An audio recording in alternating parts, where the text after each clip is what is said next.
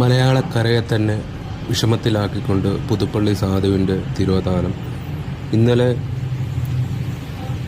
Cinema ഷൂട്ടിങ്ങിനിടയിൽ കൂട്ടാനയുടെ ആക്രമണത്തെ തുടർന്ന് കാട്ടിലേക്ക് പേടിച്ചോടിയ പുതുപ്പള്ളി സാധു മടങ്ങിയെത്തിയിരിക്കുകയാണ്. സാധുവിനെ കണ്ടെത്തിയിട്ടുണ്ട്. വളരെ സേഫായ ആന ഇരിക്കുന്നു. മണിമല ബിനിച്ചേട്ടൻ്റെയും തുരുത്തി വിഷ്ണുവിൻ്റെയും കൈകളിൽ ആന സുരക്ഷിതനാണ്.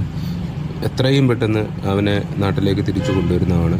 പൂരപ്രേമികളുടെയും ആനപ്രേമികളുടെയും ഒരുപാട് വിഷമത്തിലാഴ്ത്തിക്കൊണ്ട് ഇന്നലെ ഉണ്ടായ ആ ദാരുണ സംഭവത്തെ തുടർന്ന് ആന പേടിച്ചു കാട്ടിലേക്ക് പോവുകയായിരുന്നു. ഇന്ന് രാവിലെ നടത്തിയ തിരച്ചിലിനൊടുവിൽ ആനയെ സുരക്ഷിതനായി കണ്ടെത്താൻ സാധിച്ചിട്ടുണ്ട്.